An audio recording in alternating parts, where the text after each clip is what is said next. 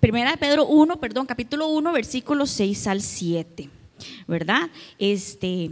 Pues hemos titulado este tiempo probados por fuego para ver su gloria.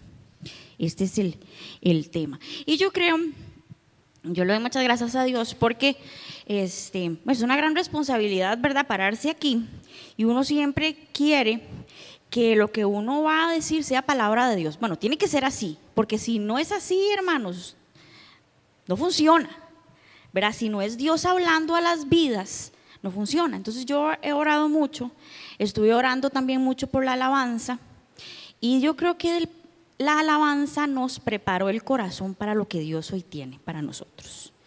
Y Rever no sabía nada, ¿verdad? Porque no nos pusimos de acuerdo. Pero Dios es bueno, hermanos. Dios es bueno, y Dios tiene hoy una palabra para usted y para mí, una palabra de esperanza. Pareciera por el título que no, ¿verdad?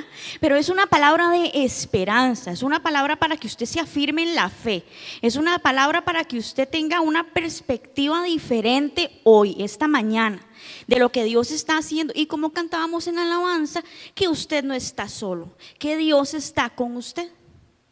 Entonces desde ya yo quiero que ustedes sepan eso, hermanos, es una palabra de esperanza. Entonces vamos a leer. Ale me va a ayudar a pasar las filminas, porque eso me hace sentirme un poco nerviosilla. Entonces, para evitar todo el nervio posible, mejor que él me las pase, ¿está bien? Y como estamos en familia y estamos así, chiquititos y poquititos, pero benditos, entonces ustedes ahí me van a disculpar porque Ale me va a ayudar. Okay, entonces, primera de Pedro 1, 6 al 7 dice: en lo cual vosotros os alegráis, aunque ahora por poco de tiempo, si es necesario, tengáis que ser afligidos en diversas pruebas, para que, sometida a prueba vuestra fe, mucho más preciosa que el oro, el cual, aunque perecedero, se prueba con fuego, sea hallada en alabanza, gloria y honra cuando sea manifestado Jesucristo. Y eso es lo que dice ahí esos dos versos en primera de Pedro. Y quiero contarles un poquito el contexto de la carta. ¿Por qué Pedro escribe eso? ¿Cuál fue el contexto? ¿En medio de qué lo escribe? Para que nosotros podamos sacarle todo el provecho posible a lo que hoy la palabra nos está enseñando, ¿verdad? Entonces necesitamos conocer qué fue lo que pasó. Primero quiero contarles que Pedro escribe esta carta ya llegando al final de su vida, ¿verdad? Ya estaba en sus últimos días. Pedro escribe esto, dicen que posiblemente lo escribió en Roma, y que esta carta fue dirigida a las provincias de Asia Menor, ¿verdad? Que al parecer la carta como que circuló en medio de todas esas provincias. Y Pedro escribe esto entre el año 60 y 63 después de Cristo, escribe esta carta.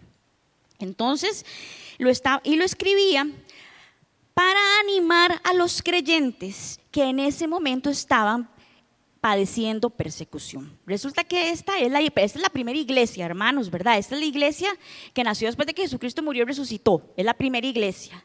Y esta iglesia en ese momento estaba siendo afligida, estaba pasando por muchas pruebas, estaban sufriendo. Y Pedro escribe esta carta para animarles.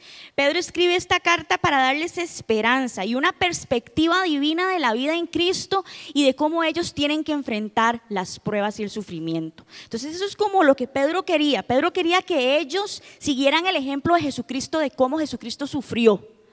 Que Jesucristo fue en inocencia, en justicia y en nobleza. Entonces Pedro quería eso. Y si usted lee toda primera de Pedro, está llena de eso, ¿verdad? Hay una parte que dice sufrir por Cristo, otra dice sufrir por hacer el bien, y él está ahí animando a los creyentes a que tengan esperanza en medio de lo que están padeciendo. Okay. Entonces eso es importante, pero justo antes, y aquí lo tengo, justo antes de estos dos versos, ¿verdad? Él empieza en el verso 1, el 2 y el 3. Pedro les recuerda a los creyentes la preciosa esperanza que tienen en Jesucristo. Y fue así como nosotros empezamos la alabanza, fue muy bonito, recordando que era lo que Jesús había hecho por nosotros. Porque eso nos tiene que dar el siguiente pensamiento, hermanos, que el sufrimiento que usted está padeciendo en este momento es transitorio, pero hay algo mayor, hay una esperanza mayor, y la salvación en Cristo es mayor. Entonces vea lo que él les dice. Voy a empezar en el 3. Bendito el Dios y Padre de nuestro Señor Jesucristo, que según su grande misericordia nos hizo renacer para una esperanza viva, por la resurrección de Jesucristo de los muertos, para una herencia incorruptible, incontaminada e inmarcesible, reservada en los cielos para vosotros, que sois guardados por el poder de Dios mediante la fe para alcanzar la salvación que está preparada para ser manifestada en el tiempo postrero. Entonces él dice, en lo cual vosotros os alegráis. O sea, nosotros nos alegramos en entender que la esperanza que tenemos en Cristo es mayor que lo que usted y yo podamos padecer. Y Pedro le estaba diciendo eso a los cristianos de ese tiempo que estaban sufriendo. Es mayor la salvación, es mayor lo que Jesús hizo, es mayor la esperanza. Y lo que usted está padeciendo en este momento, hermano, es transitorio. Pedro también quiere dejar claro en esta carta, hermanos, que el evangelio no propone una vida sin sufrimientos. En la Biblia nunca se nos prometió a nosotros que no íbamos a sufrir. Es más, todo lo contrario.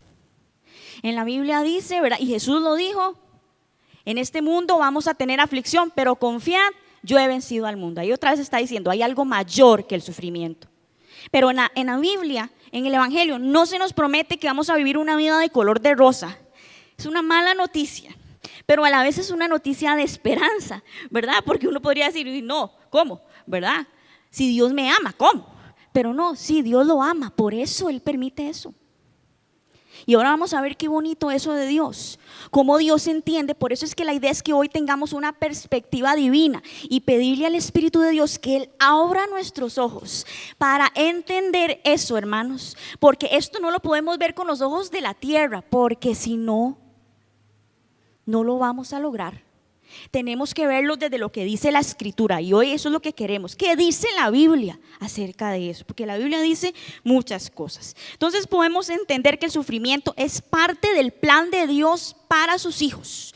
Si imagínense que Jesús, por lo que padeció, aprendió la obediencia, usted y yo también tenemos que seguir sus pisadas. Por eso también hay un versículo que dice que nosotros tenemos que tomar su cruz cada día y seguirlo.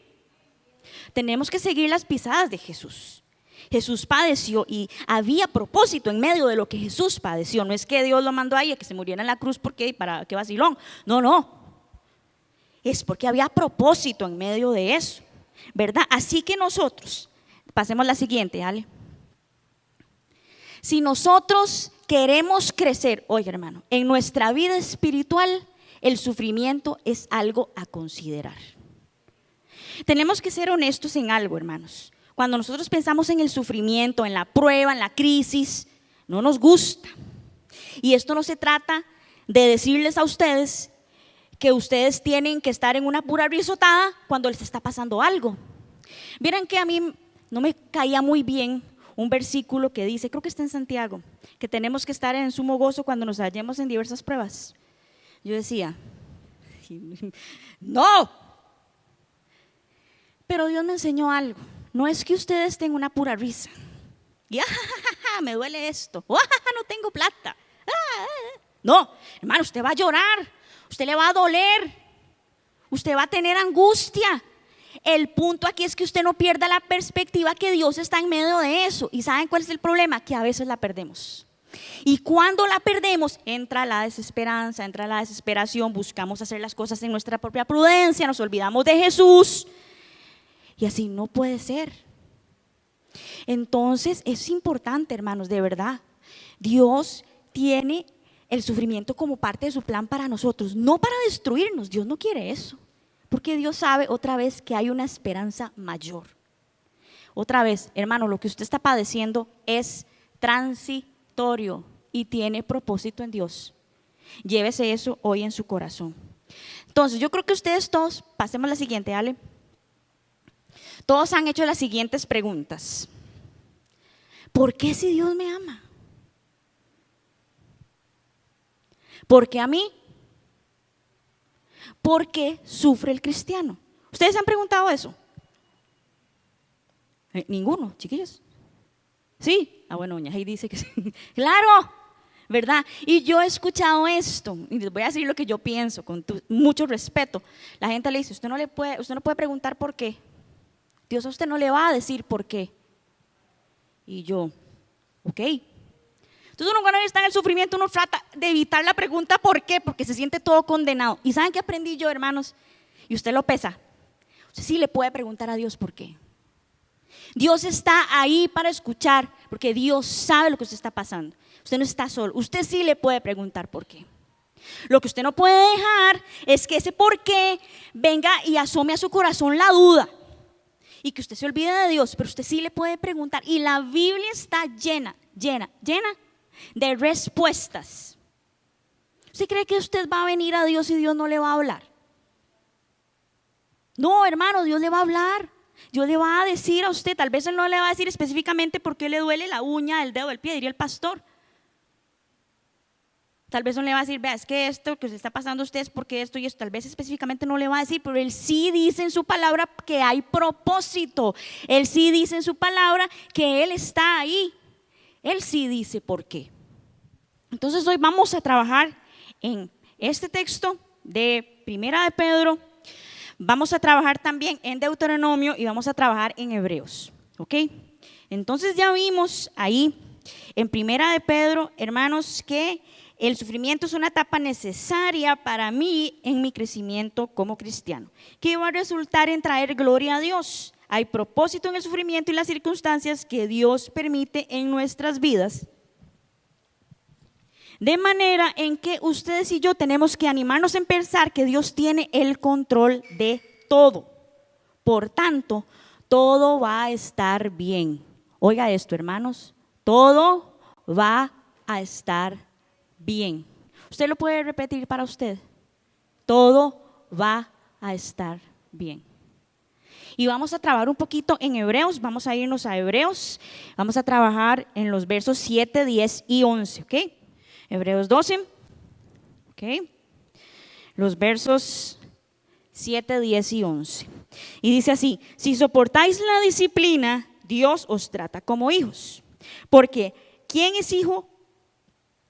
¿qué hijo es aquel a quien el Padre no disciplina? Pero si se os deja sin disciplina, de la cual todos hemos sido participantes, entonces sois bastardos y no hijos. Por otra parte, tuvimos a nuestros padres terrenales que nos disciplinaban y los venerábamos. ¿Por qué no obedeceremos mucho mejor al Padre de los Espíritus y viviremos? Y aquellos ciertamente por pocos días nos disciplinaban, como a ellos les parecía, pero este para lo que nos es provechoso, para que participemos de su santidad.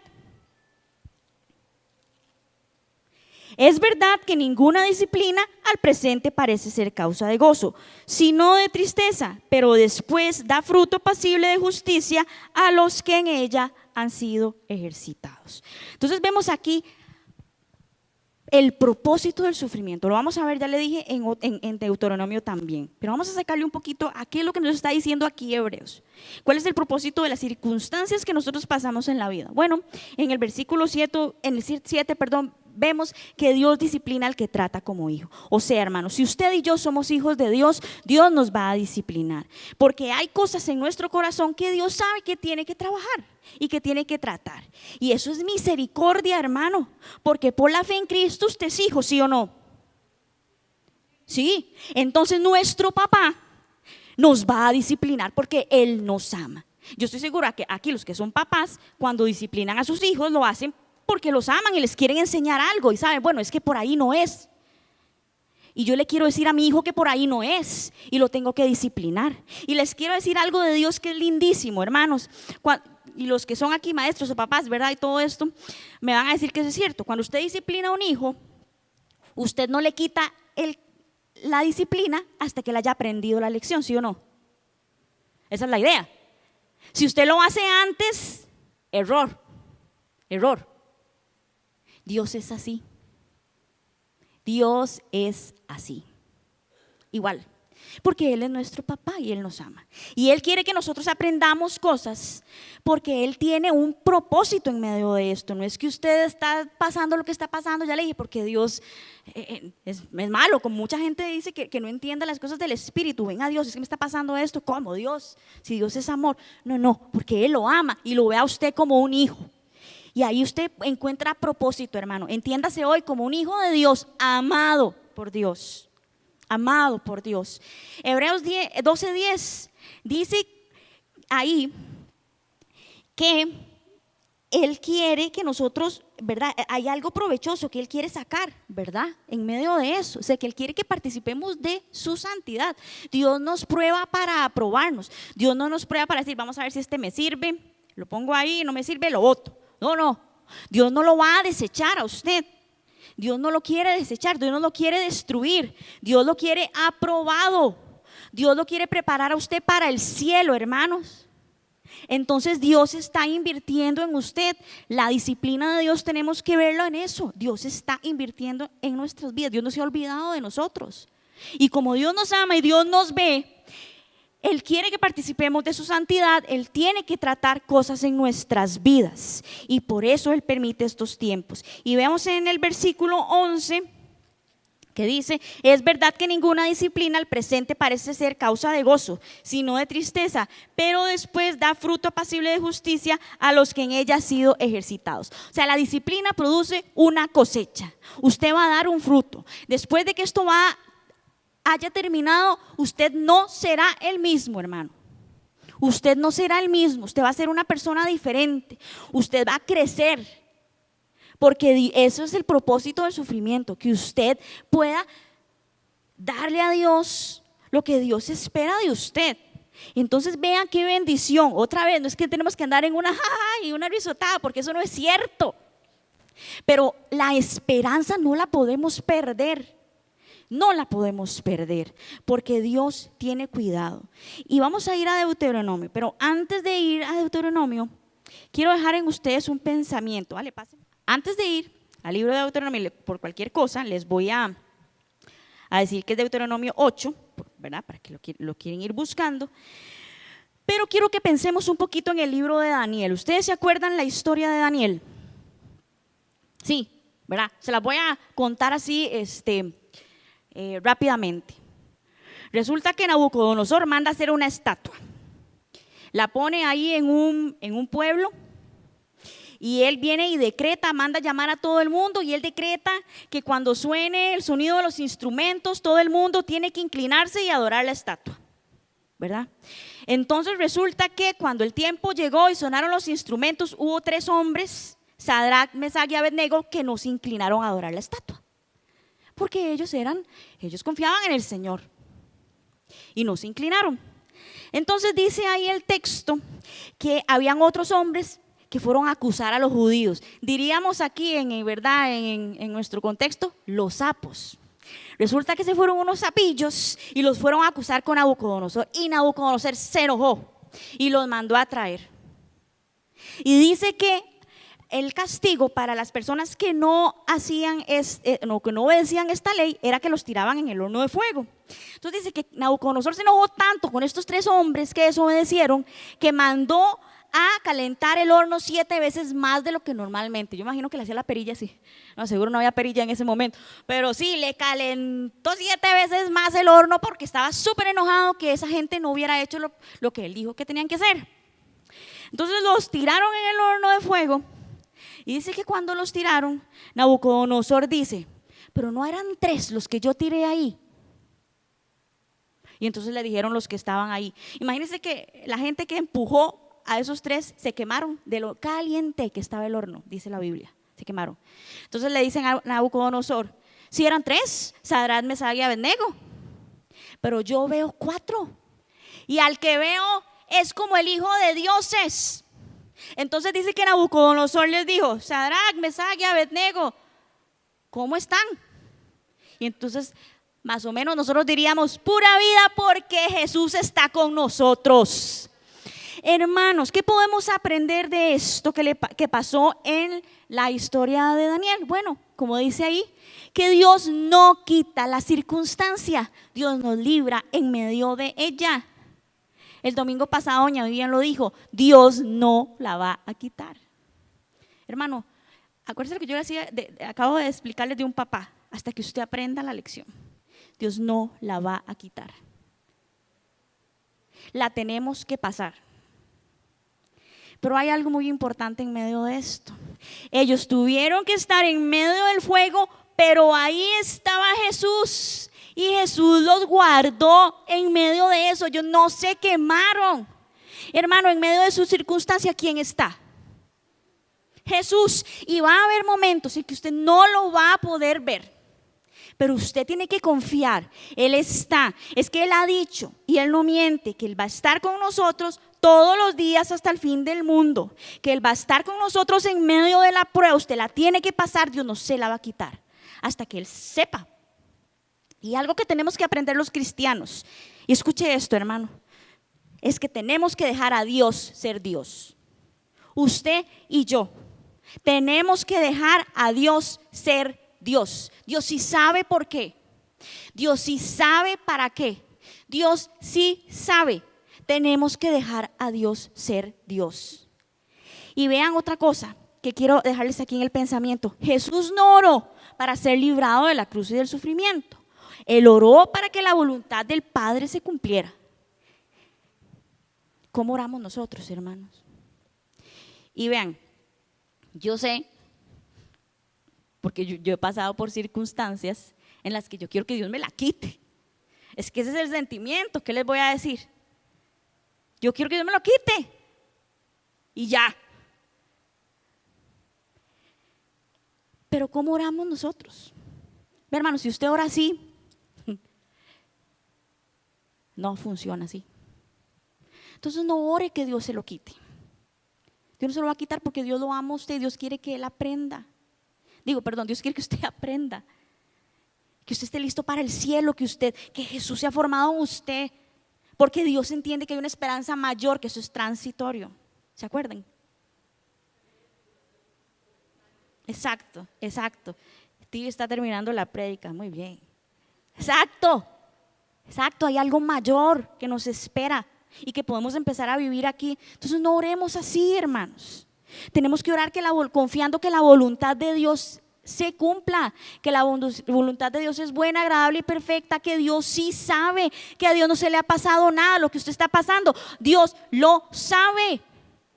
Su situación en su familia, su enfermedad, su situación económica. ¿Usted cree que a Dios se le ha salido de la mano? Cero. Dios sabe por dónde lo está llevando. Dios sabe que usted lo tiene que perder todo a veces para entender lo que Él quiere hacer en su vida. Dios sabe eso. Porque Él dice, no es que hay algo mayor, algo más importante que esta tierra. Y nosotros nos afanamos y nos turbamos. Y sí, es cierto, hermanos, tenemos que vivir de una manera digna en esta tierra, pero no podemos dejar de lado que hay algo mayor, que es lo que Dios tiene para usted y para mí. Entonces recordemos esto de Daniel. Dios no la va a quitar, pero sí o sí va a estar con usted. Pasemos la otra, ¿vale? Y vamos a ir a Deuteronomio. Ale, no me pase esas. Me la pasa todas. Cosita. Gracias, Ale. Ok, vamos a irnos a Deuteronomio, ok. Vamos a leer los versículos del 1 al 20. Tal vez no lo leamos todos, vamos a ver cómo estamos con el tiempo. 8. Deuteronomio 8, ok. Vamos a ver si podemos leer por lo menos hasta el verso 10, ok. Vamos a leer del 1 al 10. Yo voy a leer en Reina Valera. Vamos a leerlo todo. Es importantísimo. Y dice así: cuidaréis de poner por obra todos los mandamientos que yo os ordeno hoy, para que viváis y seáis multiplicados y entréis y poseáis la tierra que Jehová prometió con juramento a vuestros padres. Y te acordarás de todo el camino por donde yo te he traído, Jehová tu Dios, estos 40 años en el desierto, para afligirte, para probarte, para saber lo que había en tu corazón, si habías de guardar o no sus mandamientos. Y te afligió y te hizo tener hambre y te sustentó con maná, comida que no conocías tú, ni tus padres lo habían conocido, para hacerte saber que no solo de pan vive el hombre, mas de toda palabra que sale de la boca de Jehová vivirá el hombre. Tu vestido nunca se desvaneció sobre ti, ni el pie se te ha hinchado en estos 40 años. Reconoce a sí mismo en tu corazón que como castiga el hombre a su hijo, así Jehová tu Dios te castiga.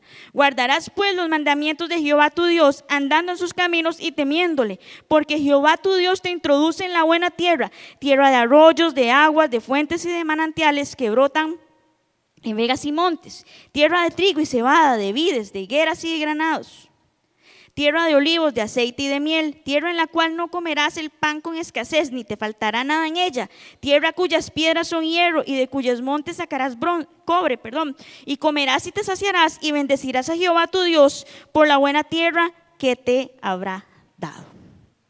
Solo vamos a sacar un poquito más del propósito de Dios en medio de las pruebas aquí, pero igualmente los quiero poner en contexto. Esta parte también la escribe Moisés al final de sus días, cuando él ya le va a dar el mando a Josué.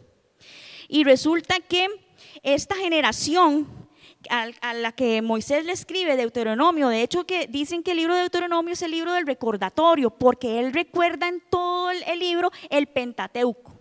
Porque la generación que estaba oyendo esto, a quien fue dirigida la carta, no recordaban nada de eso, porque acuérdense que los que habían estado en el desierto por los 40 años ya habían muerto.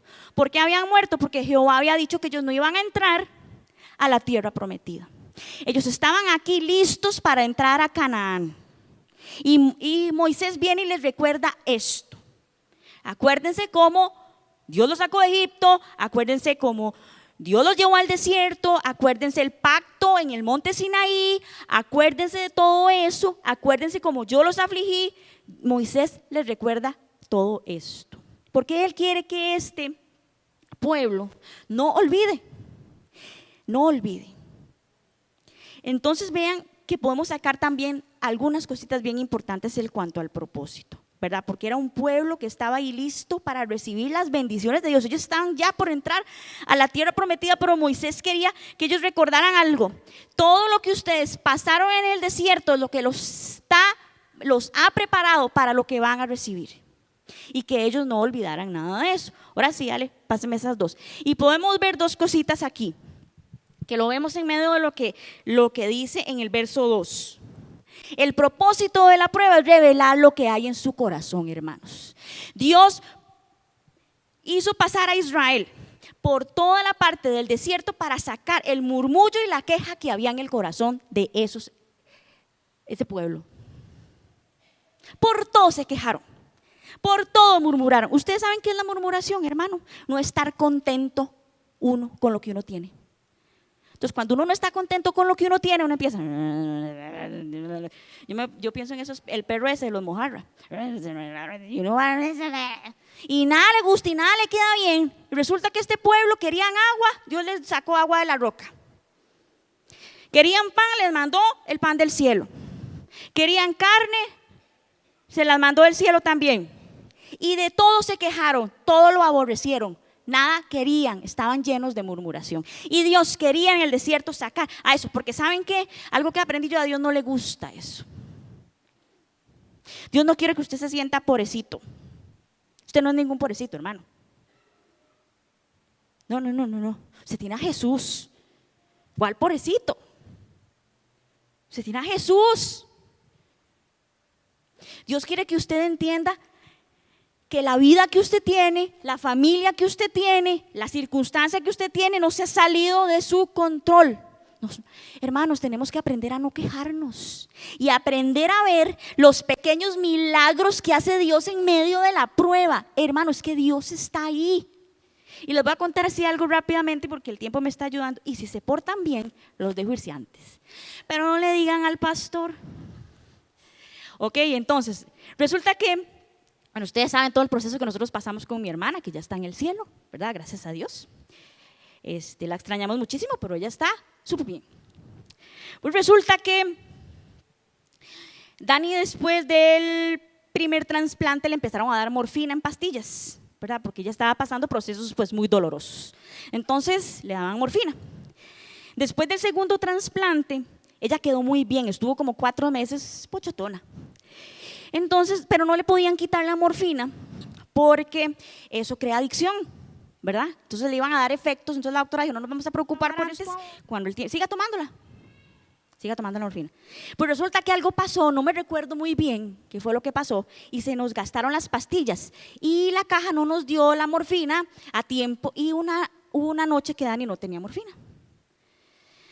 Entonces, bueno, yo me acuerdo que mi mamá corrió, buscó un médico por fuera y nos iban a hacer una receta porque nos iban a duran su tiempo dándola, ¿verdad? Para tener la morfina porque Dani la ocupaba, pero nos lo iban a dar hasta el día siguiente. Entonces, de fijo la noche Dani la iba a pasar sin la morfina. Y nosotros, bueno, qué torta, ¿verdad? Y resulta que empezó a pasar la noche y la mujer se empezó a poner mal. Y le dolía, y se revolcaba, y lloraba, y Yalis y yo no sabíamos a dónde ponerla, y la agarramos aquí, la agarramos allá, por todos lados, y yo le hacía masajes, y entonces yo le dije, Liz, no, vaya, duerma, si tiene que ir a trabajar mañana, yo me quedo con ella, ¿verdad? Y era una cosa, hermanos, y yo creo que los que saben aquí, que tal vez han pasado por alguna circunstancia, saben que ver a una persona que uno ama sufrir así es muy doloroso. O sea, usted siente que usted dice, nosotros ya no sabemos qué hacer. Entonces yo me paré en medio del cuarto, y yo empecé a orar. Yo, Señor, necesitamos un milagro, haga algo. No podemos pasar la noche así, por favor, haga algo. Y yo empecé a orar en voz alta. Y la otra seguía ahorcándose y llorando. Pero yo empecé ahí en medio del cuarto a clamar a Dios por un milagro. Entonces yo dije, Señor, voy a buscar una pastilla. Entonces Dani tiene una gaveta, porque era súper ordenada, ¿verdad? Y abro la gaveta y no tenía ninguna de la gaveta las pastillas, porque la mujer tragaba como 14 pastillas diarias, ¿verdad? No tenía nada, y entonces empiezo yo a buscar en todo el armario, no había nada, sacudí todo, la puse en un sillocito que ella tenía, agarré la cama, quité las sábanas, el colchón, todo por todo lado, empecé a buscar y nada, pero yo seguí orando. Y me acuerdo que yo me agaché con el foco de mi celular y empecé a buscar por todo el piso. Bajo la cama, por todo lado, pero me arrastré, hermanos, y Rani tenía un escritorio, y en la pata trasera del escritorio algo brilló. Entonces yo meto la mano, hermano, y adivine qué saqué. Una pastilla de morfina. Y usted podrá decir, una casualidad, se le cayó. Sí, se le cayó, pero Dios sabía que se tenía que caer, porque ese día la ocupábamos. Hermano, vea, si uno no pone los ojos en Jesús, en medio de la prueba, uno no puede ver los pequeños milagros. Dios, yo no les puedo explicar cuántas veces Dios hizo un montón de cosas. Dios se la llevó al cielo. Y Dios años después me dijo, ¿sabe que yo sí la sané? Pero me la llevé, porque ese era mi plan. Pero si uno no ve a Dios en medio de las cosas, uno no va a ver esos pequeños milagros que son una belleza, hermano, una belleza. Usted no sabe la cantidad de gente que nosotros nos ayudó, la gente que Dios puso en el camino. Esos son los pequeños milagros. Pero si uno se queja, si uno murmura, si uno no está contento con lo que Dios le ha dado, no los puede ver, hermanos. Entonces hoy tenemos que salir con una resolución. Dígalo, hermano, yo no me quejo más, yo no murmuro más. Yo voy a confiar que Dios sí sabe, porque eso no nos deja ver las cosas que Dios hace, hermanos. Y Dios todos los días hace milagros. Todos los días. Y yo sé que si aquí nos pusiéramos a contar, todos tendrían algo que decir, ¿verdad? De cómo Dios ha hecho cosas. Exacto, ¿verdad? Porque Dios no la va a quitar. Dios quiere sacar eso del corazón, porque a Dios no le gusta la queja y la murmuración. Dios no quiere que nosotros haya eso. Entonces Dios permite esas cosas para que nosotros nos demos cuenta. Hey, mira, ve vos, yo como que tenía queja y no me había dado cuenta, ¿verdad? Entonces cuando uno se da cuenta, como dice doña Iris, empieza a trabajar eso con Dios, y qué bonito ver cómo Dios va haciendo cosas, ¿verdad? A ver qué bonito. Y la otra cosa que podemos ver en lo que Moisés le dijo a este pueblo es: el periodo de prueba nos prepara para las bendiciones, hermano. Recuerde, esto es pasajero, y Dios está permitiendo esa circunstancia en su vida porque lo quiere bendecir. No piense que lo va a bendecir con un carro y con un montón de millones. Bueno, Dios es Dios, ¿verdad? Puede ser que sí, pero Dios va a hacer algo, porque ¿cuál es la bendición que Dios quiere para usted? A Jesús en usted, a Jesús. Dios quiere revelar en medio de la prueba y el sufrimiento a Jesús. En medio de lo que usted está padeciendo, Dios quiere que usted aprenda, que usted crezca. Dios lo quiere bendecir, y cuando usted salga, usted va a decir: Señor, de verdad, qué bendición, qué bendición. Gracias por lo que usted está haciendo. Pero sí, Dios quería bendecirlos. Vea que justo antes de que ellos entraran a la tierra prometida, y les dice todo lo que van a tener en la tierra prometida, Él les recuerda: bueno, ustedes pasaron por ahí, pero ahora Dios los va a bendecir y los va a meter en una tierra donde no les va a hacer falta nada. Y eso es lo que Dios quiere hacer. Dios quiere que a usted y a mí no nos falte nada aquí aquí. Él no quiere que nos falte nada. Y por supuesto, en medio de eso, Él también provee en la parte económica. Él también provee salud. Él también hace cosas. Él también. Dios es bueno, hermanos. Dios es bueno, Dios es fiel. Y de verdad que Él nos permite ver esas cosas. Él permite ver que Él está ahí, como les pasó a los hermanos del horno de fuego. Ahí estaba Jesús. Sigamos, sale. Y vamos a analizar esto. Entonces, si ya entendimos, no nos pase, no importa, ¿saben? Si ya entendimos que las circunstancias en nuestras vidas tienen propósito, ¿cuál es nuestra actitud ante el sufrimiento? ¿Qué postura tenemos que asumir nosotros ante la dificultad, hermano? ¿Cuál será? Si nosotros entendemos ahora que Dios de verdad está ahí, ¿cuál será nuestra postura? Bueno, Dios quiere que nosotros estemos listos para que Él nos use. Y la única manera que estemos listos para que Él nos use es pasándonos por la prueba. Debemos ver los tiempos críticos desde la perspectiva divina y dejar de quejarnos y de sentir lástimas de nosotros mismos. Debemos someternos a Dios y Él sacará gloria. Hermano, cuando usted esté pasando por una circunstancia, sométase a Dios. Tal vez usted no lo entienda, pero usted confíe. Confíe. Hay algo en mi vida personal, no lo voy a decir porque ustedes se van a reír, pero yo le digo, Señor, vea, yo confío en usted, en esto. Yo confío. Y yo voy a seguir confiando. Hermano, confíe. Y puede ser que usted no vea nada allá en el horizonte, nada. Confíe. Confíe. Entonces, la siguiente, ¿vale? Vamos a terminar con esto. Es algo que aquí uní otra cosa que ya había compartido con las mujeres el Día de la Madre. Pero que Dios, cuando yo estaba haciendo esto, me lo recordó. ¿Cuál debe ser mi actitud ante la prueba? Dele, dale. Y vean lo que dice Hebreos 12 del 1 al 3. Vamos a ir otra vez a Hebreos. Hebreos 12 del 1 al 3. Y vamos a hacer las que nos ha enseñado nuestro pastor y lo vamos a leer juntos. ¿Está bien? Hebreos 12, del 1 al 3. ¿Le leemos juntos? Sí. Ok, listo. Ok. Por lo tanto, perdón, voy a contar 1, 2 y 3. 1, 2, 3.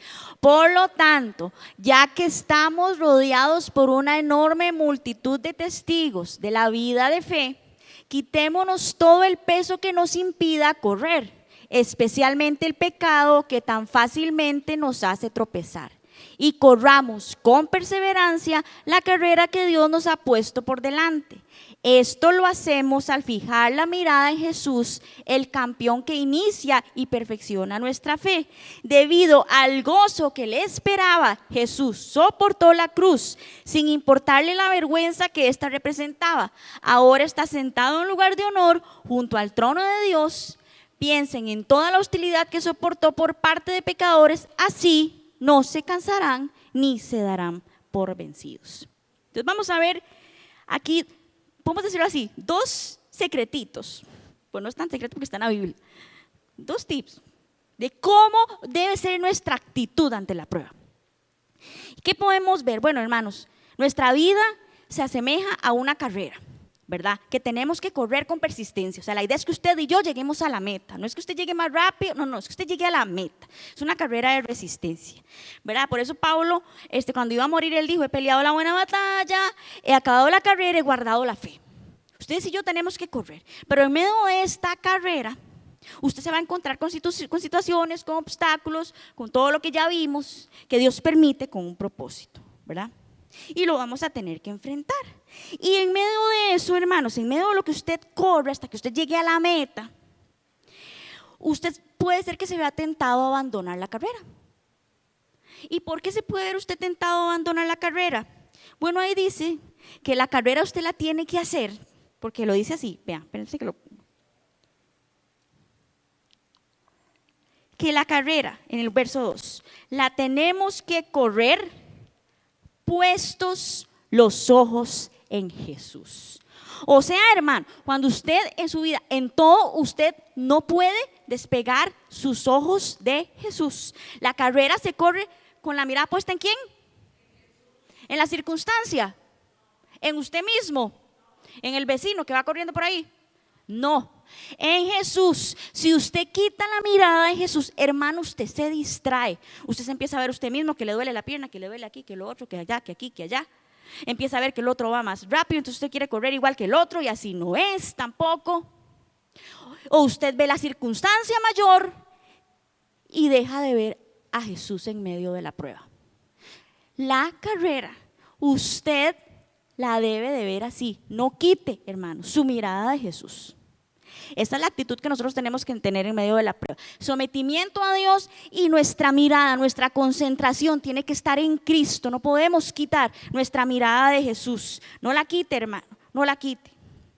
Porque solo cuando tengamos los ojos puestos en Jesús vamos a poder ver que Dios está ahí. Que Dios está ahí. Y vemos el verso 3. Dice ahí y nos da un consejo. Que cuando usted esté en medio de la prueba, usted piense en Jesús. Porque cuando usted piensa en todo lo que Él tuvo que padecer, usted no se va a cansar hasta desmayar. Usted tiene que pensar en Jesús. Y vean esto, hermanos, cuando Jesús estaba por ir a la cruz, ¿usted qué cree, hermano? Jesús estaba con sus ojos puestos en el propósito. Él no olvidó el trato que Él hizo con el Padre. Él no se olvidó que con su muerte en la cruz, con lo que Él iba a padecer, Él iba a ganar la victoria para usted y para mí. Jesús iba concentraditico. Y ustedes y yo no podemos dejar de pensar en Jesús para que su ánimo no decaiga, como dicen otras versiones, para que usted no se canse hasta desmayar, para que usted pueda perseverar. Usted tiene que estar pensando con sus ojos puestos en Jesús, en el propósito, aunque usted no lo entienda, aunque Dios de momento no se lo esté diciendo. Usted confíe, hermanos, usted confíe. Y yo quiero pedirle al grupo de alabanza que si ellos pueden pasar. Vamos a terminar con una canción, pero antes vamos a leer otro verso que tenemos acá, en 2 de Corintios 4, 17 al 18. Y dice así: porque esta leve tribulación momentánea produce en nosotros un cada vez más excelente y eterno peso de gloria, no mirando nosotros las cosas que se ven, sino las que no se ven. Pues las cosas que se ven son temporales, pero las que no se ven son eternas. Hermano, confía. Y vamos a ponernos de pie y vamos a orar, y luego vamos a tener este canto que lo vamos a hacer a manera de oración. Y yo no sé lo que usted está pasando, bueno, ¿verdad? No sé, pero usted sí sabe, hermano, póngalo ahí. Y pensando en todo lo que hemos compartido en esta mañana, dígale: Señor, yo confío en ti. Yo confío en lo que usted está haciendo. Tal vez yo no lo entiendo y tal vez me siento cansado, me faltan las fuerzas, pero yo confío en ti, en que tú estás haciendo tu perfecta voluntad. Y vamos a orar y luego vamos a cantar esa canción, y hágala así como modo de oración: Señor, yo confío en ti. Y Padre, te damos gracias. Gracias por tu palabra, Señor. Gracias porque tu palabra hoy nos anima a entender, Señor, que tú estás con nosotros, que tú no nos has dejado solos. Señor, tu promesa es real. Tú estás con nosotros en medio de la prueba, en medio de la circunstancia. Muchas gracias porque tú nos tratas como hijos, Señor. Por eso a veces tenemos que pasar por cosas, pero sabemos que tú has ganado la victoria, como cantábamos ahora en la alabanza. Usted está con nosotros. A usted no se le ha pasado nada. Usted tiene el control, Señor. Usted tiene el control, y yo hoy te pido que fortalezcas a mis hermanos, Señor. Yo te pido que hoy nos ayudes a verte. Abre nuestros ojos, Señor. Abre nuestros ojos, como un día le dijeron a ese siervo, y para que abriera los ojos y él pudiera ver los que estaban con él. Que hoy mis hermanos puedan ver. Abre nuestros ojos, Señor, que tú estás y que podamos confiar. Gracias, Señor, que podamos confiar. Gracias, gracias, Señor, gracias.